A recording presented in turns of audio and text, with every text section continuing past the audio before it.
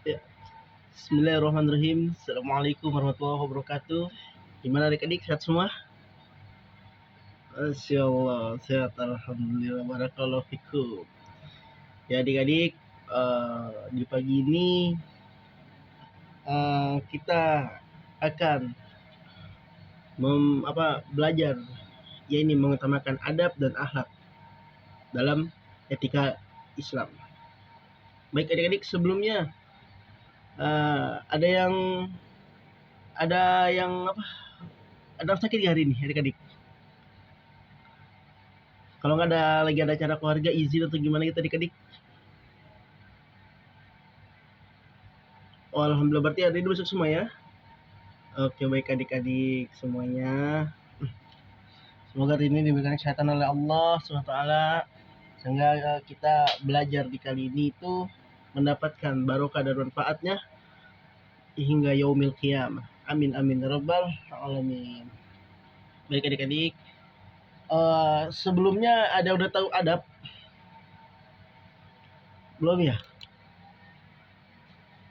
Nah, jadi di dalam kita sebagai orang yang berilmu, yang memiliki ilmu, itu harus mengutamakan adab yang paling di atas adik-adik. Iya, percuma ya kita punya ilmu banyak, kita menguasai semua pelajaran, kita pintar dari berbagai bidang, hal yang lain-lainnya, tapi kita tidak memiliki adab, percuma. Karena di atasnya ilmu ada adab.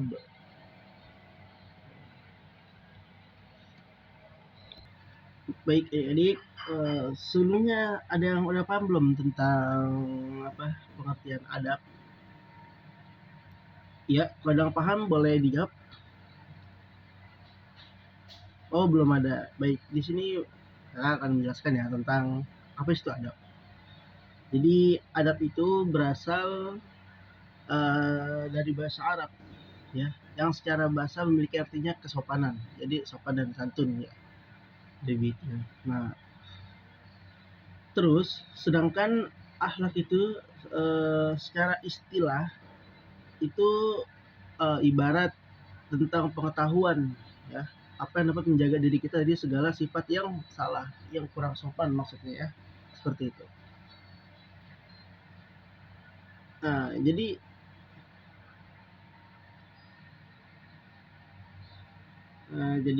bahwasannya dapat kita simpulkan adik-adik, bahwasannya itu adab dalam Islam adalah mencerminkan, ya, mencerminkan baik buruknya perilaku kita dan tingkah laku kita.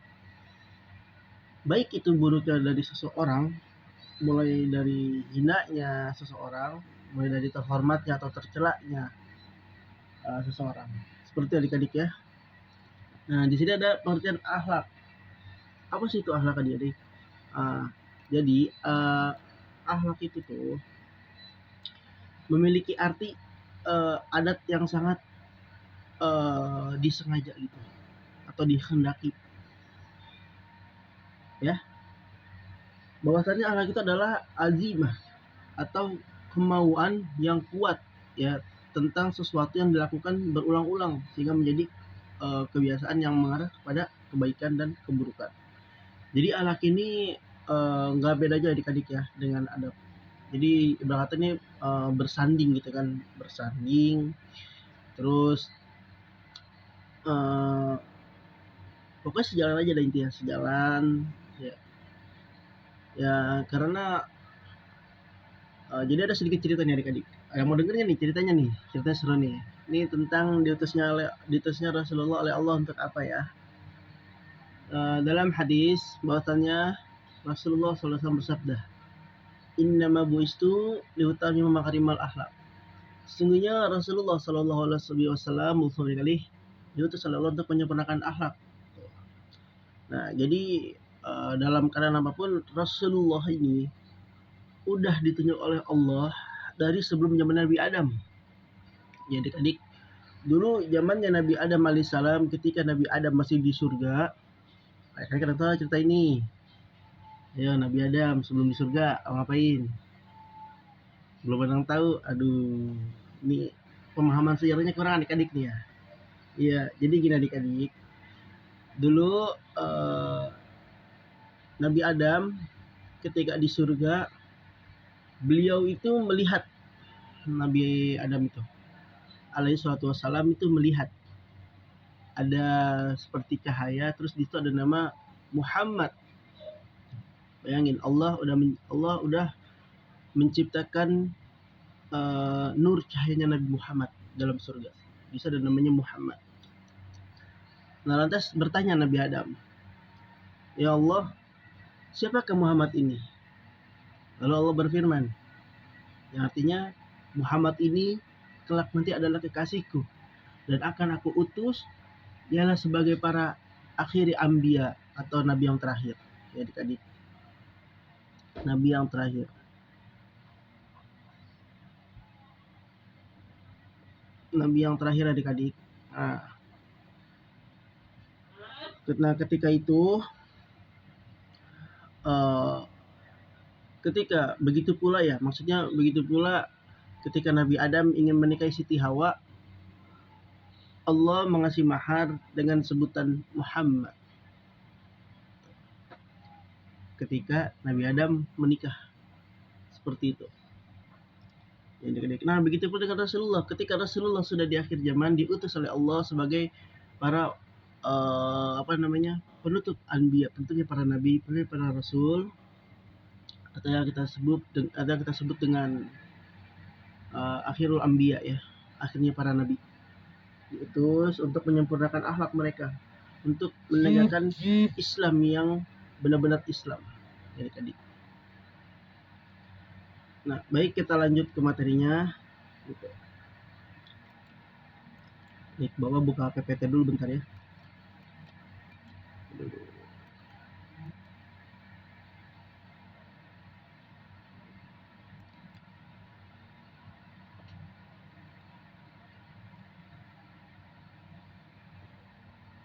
Nah, baik adik-adik, di sini kita bisa lihat ya. Nah, ini ada beberapa PowerPoint yang bisa kita lihat ya adik-adik, kelihatan? Nah, iya. Di sini ada tentang matlamat asas kehidupan manusia. Yang pertama, kita mentauhidkan Allah serta mengabdikan diri kepadanya selaras dengan kehendakan syarak, adik-adik. Jadi kita mentauhidkan Allah itu, kita itu selalu berzikir kepada Allah, mentauhidkannya, mengutamakan Allah. Dalam keadaan masalah apapun, kita harus mendahulukan Allah, mengabdikan diri kepada Allah, meminta ampunan, meminta petunjuk kepada Allah ya. Jangan pernah meminta petunjuk kepada orang lain. Jangan pernah meminta petunjuk kepada yang syirik-syirik gitu. Karena kita memiliki Allah. Jangan pernah takut dengan apapun. Ketika kalian terpapar masalah sebesar apapun, ingat hanya ada Allah. Mengabdikan diri kepada Allah, meminta petunjuk kepada Allah dengan apa? Dengan cara kita bersolat.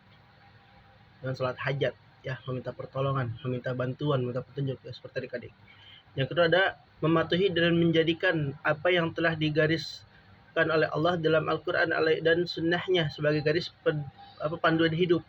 Nah, jadi di bagian kedua ini kita harus mematuhi dan menjadikan apa yang telah digariskan oleh Allah dalam Al-Quran.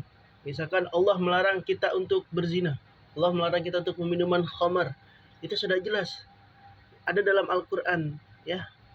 Ada dalam dalil akli dan dalil nakli. Dan begitu juga dengan sunnah-sunnahnya. Ketika Rasulullah menyuruh kita untuk bersunnah siwak, maka bersiwaklah kita. Ketika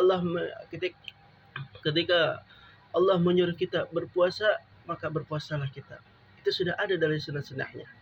Ada puasa Nabi Daud, itu sunnah. Puasa Senin Kamis, itu sunnah. Masih banyak lagi puasa tentang puasa sunnah.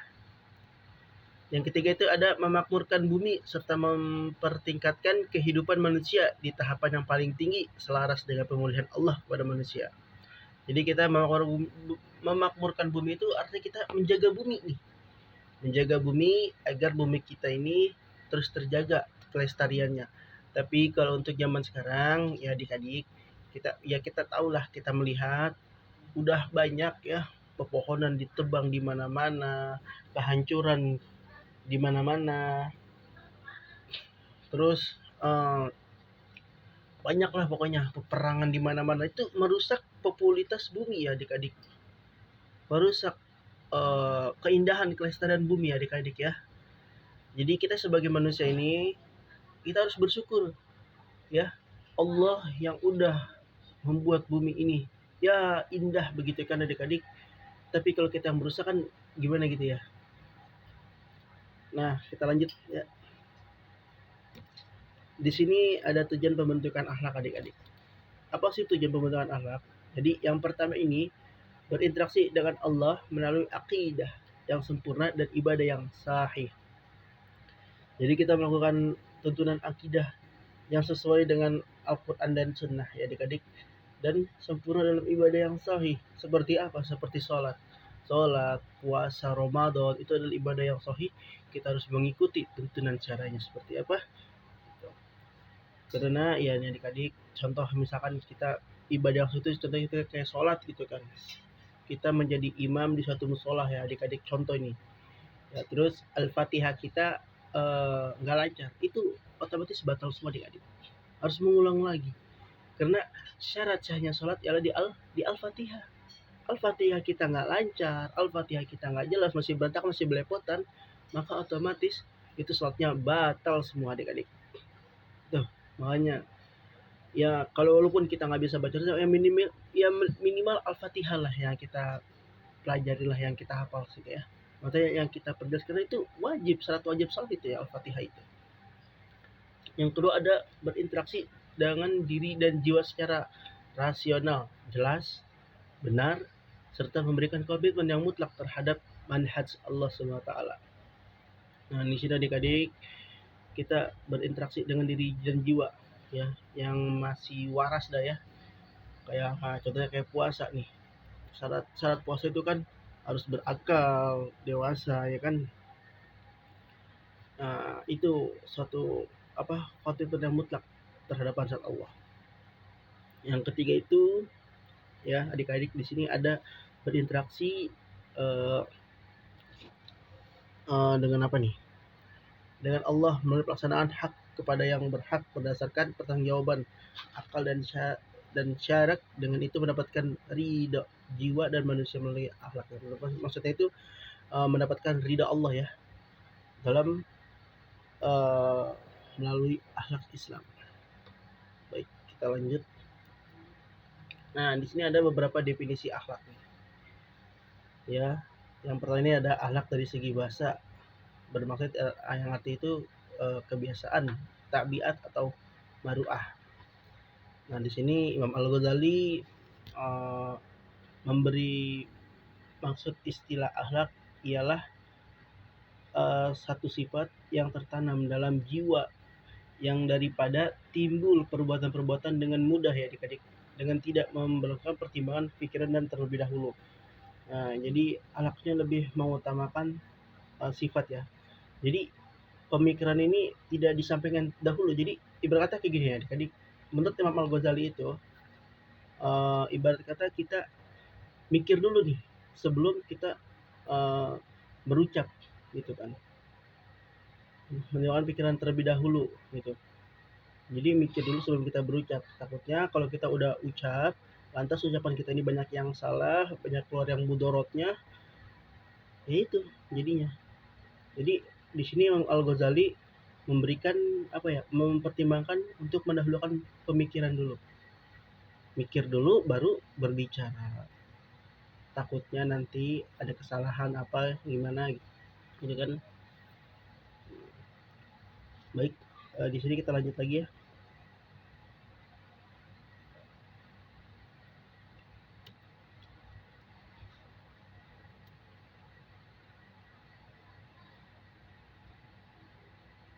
Nah, di sini masih banyak yang kita bisa lihat adik-adik dalam perpoin kakak. Nah, kesimpulannya ya. Kesimpulan akhlak ialah tingkah laku yang dipengaruhi oleh nilai-nilai yang diyakini oleh seseorang dan sikap yang menjadikan sebagian daripada kepribadiannya. Jadi nilai dan sikap itu terpancar nih adik-adik, terpancar daripada akidahnya ya, dari apa yang kita gambarkan ya, tentang kehidupan kita, dari apa yang kita bicarakan, dari apa yang kita pegang dan kita yakini gitu. Itu nanti bakal menjadi nilai-nilai dalam berakhlak, dalam bertingkah laku, ya kan? Ya, di setiap masyarakat itu adik-adik ya. Jadi apa yang adik bawa berarti itulah yang adik tanam.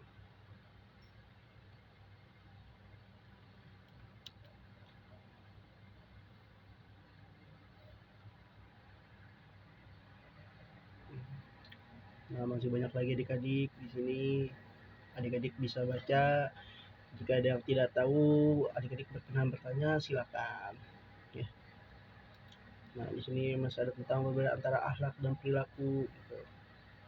Jadi akhlak dan perilaku itu merupakan perkara atau sifat yang maknawi, yang maknanya sama ya. Manakala perilaku merupakan terjemahan atau kesan daripada akhlak yang bersifat maknawi tadi ya.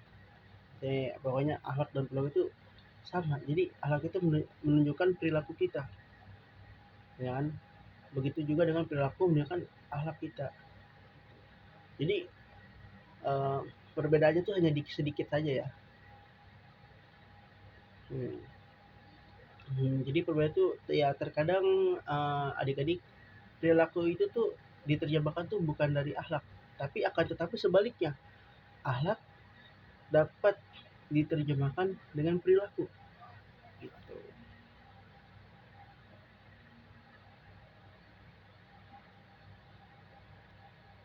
Nah, ini kalau adik-adik yang mau baca silakan baca, nanti kakak kirim ya.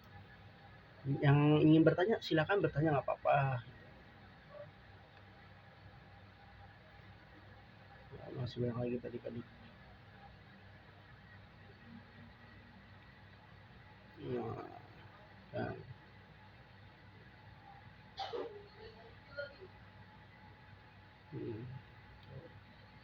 adik-adik.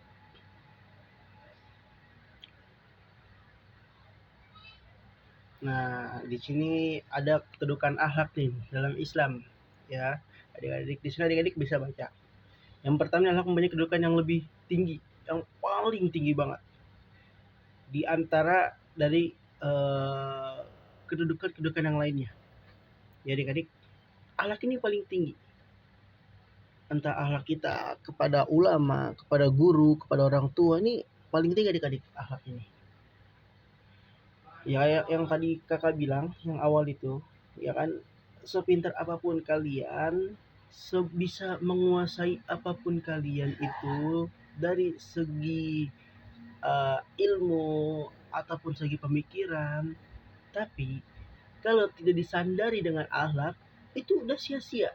Kita adik-adik ada cerita nih ya, adik-adik. Ketika itu Syekh Abdul Qadir Al-Jilani, beliau ini adalah sultan aulia, pemimpinnya para aulia. Di pundaknya itu kanan kiri itu ada jejak kaki Nabi.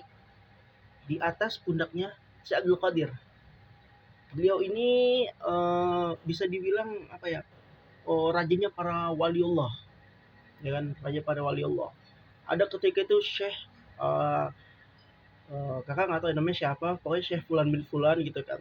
Ketika itu memamerkan apa kekuatannya gitu kan, bisa terbang dia, bisa kesana kesini, saking sombongnya dia tidak tahu nih, Syekh ini tidak tahu siapa itu Syekh Abdul Qadir Jilani, ya kan, nggak tahu dia ini ya, sama sekali itu nggak tahu dia siapa sih dia itu gitu. Ketika dia terbang kesana kesini memamerkan kekuatannya, kehebatannya dipamerkan gitu kan adik-adik. Nah, lalu lantas Syekh Abdul Qadir pun hanya tertawa, tersenyum. Ketika dia sudah memamerkan semua kekuatannya di hadapan Syekh Abdul Qadir, saking sombongnya dia, saking senang banget gitu kan. Senang banget dia. Selesai itu, dia menantang Syekh Abdul Qadir. Insyaallah. Apa kata Syekh Abdul Qadir yang Syekh Abdul Qadir ucapkan? Beliau mengucapkan seperti ini adik-adik. Aku lebih memilih orang yang beradab daripada orang yang berilmu, yang memiliki ilmu pengetahuan yang sangat luas, yang memiliki kepintaran yang sangat luas, yang memiliki kekuatan yang sangat luas. Itu dikata Syekh Abdul Qadir. Lalu jawab lagi, karena dia itu lebih menghormati orang yang beradab, maksudnya ya, orang yang beradab daripada orang yang berilmu gitu. Karena setan aja ilmunya lebih tinggi dari kita. Tuh kata Ibnu Qayyim. Dia lebih memilih orang yang beradab, walaupun orang yang beradab ini tidak memiliki ilmu, hanya sedikit ilmunya. Tuh lebih dihormatin.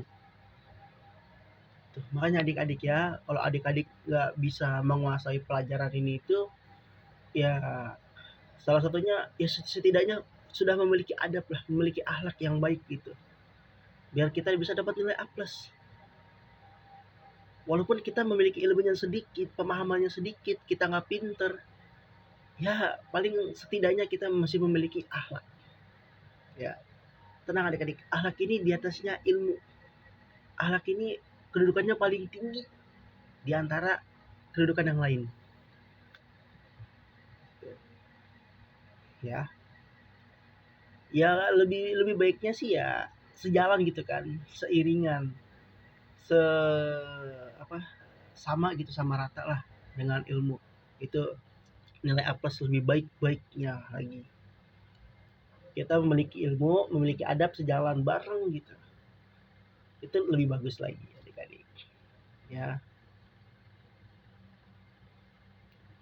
Baik, ada yang ingin dipertanyakan adik-adik sebelum kakak lanjut nih? Yang mau lihat lagi, mau dibaca-baca, monggo silakan adik-adik.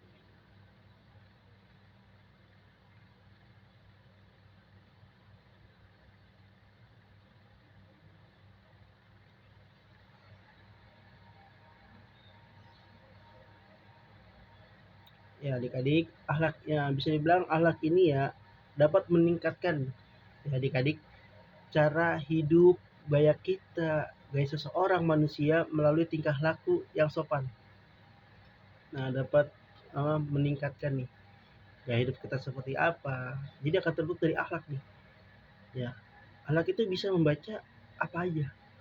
Misalnya gaya hidup kalian sombong, tahu itu berarti akhlaknya sombong, akhlaknya ini nggak baik kurang.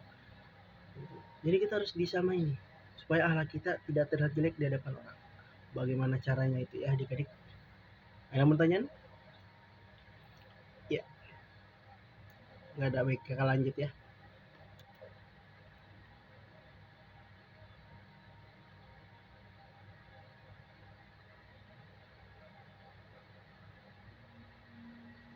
Nah, di sini ada kaidah-kaidah meningkatkan akhlak, meningkatkan akhlak ya.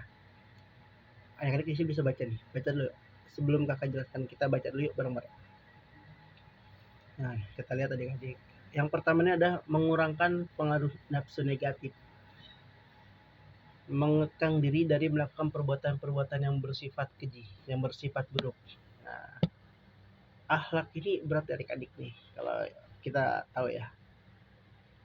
Nggak terlalu berat sih, kita harus bisa mengurangi nafsu gitu kan. Ya karena Rasulullah SAW itu pernah bersabda yang artinya, ketika itu ada yang bertanya, ya Rasulullah, ada yang bertanya kepada Rasulullah, ya Rasulullah, jihad apakah yang paling besar? Ada yang bertanya, sahabat bertanya kepada Rasulullah. Apa Rasulullah menjawab? Jihad melawan hawa nafsu. Wow. Jadi kata Rasulullah, jihad melawan hawa nafsu ini sangat besar. Karena hawa nafsu ini bisa merusak segi luar dan dalam. Kalau hawa nafsu kita udah jelek, maksudnya kalau hawa nafsu kita tidak bisa dikendalikan, ya udah lepas. Mendekatkan kita dalam perbuatan dosa.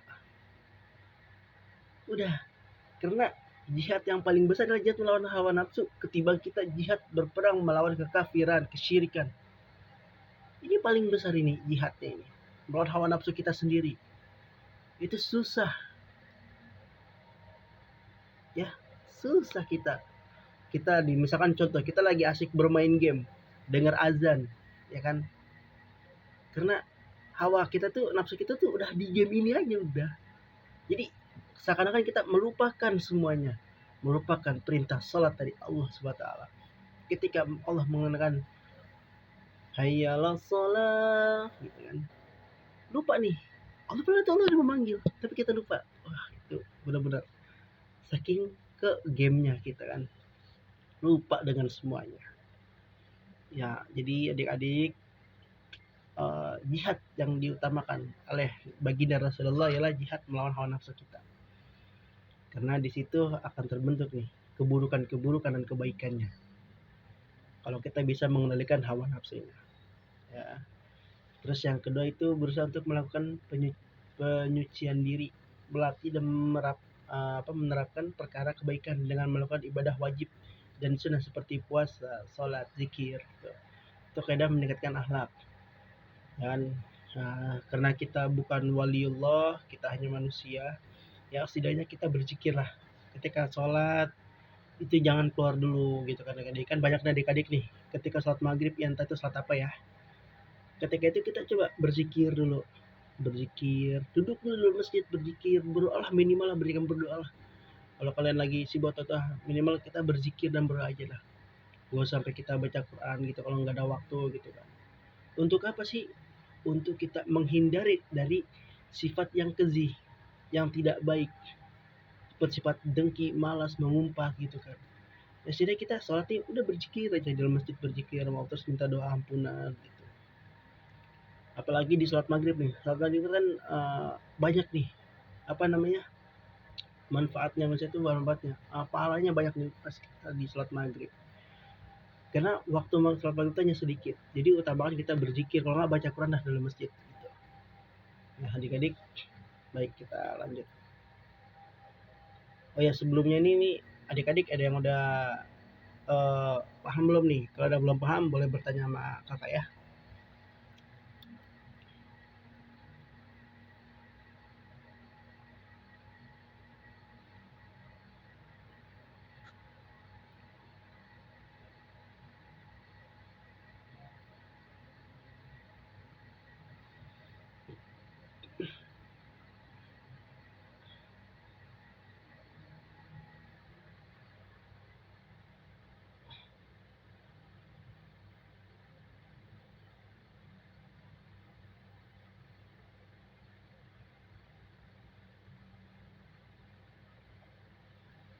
Nah gitu adik-adik ya. Jadi inti dari yang kita pelajari hari ini itu ialah tentang akhlak dan adab. Itu dalam Al-Quran juga sudah memberikan penegasan bahwasannya Rasulullah Shallallahu Alaihi Wasallam itu sebagai pembawa rahmat bagi kalian, bagi sekalian alam, ya, dan contoh ikut mempunyai watak atau akhlak Qurani atau akhlak yang baik, atau generasi Quran itu generasi menghafal Al-Quran gitu kan, sesuai dengan hadis Rasulullah SAW yang tadi ya, innama bu'istu diutami makarimal akhlak, ya kan. Sesungguhnya Rasulullah Shallallahu Alaihi Wasallam itu diutus untuk menyempurnakan akhlak-akhlak semuanya. Ya. Wah banyak banget ya, masih banyak banget ya. Jadi kita hari ini nggak menghabisi semuanya, kita hanya ambil yang penting-pentingnya aja ya buat adik-adik sekalian. Ya, kita ambil yang penting-pentingnya aja. Untuk pelajaran kali ini kita nggak lama-lama ya. Takutnya kan adik-adik ini sekalian masih ada tugas lain. Jadi di sini kakak ingin menjelaskan saja beberapa keutamaan akhlak ya untuk diri kita sendiri, adik-adik. Jadi sebelum kakak akhiri nih, ada yang ingin ditanyakan adik-adik? Ya seperti tentang tadi itu. Kalau ada yang ditanyakan boleh ditanyakan, boleh. Jangan langsung aja ya.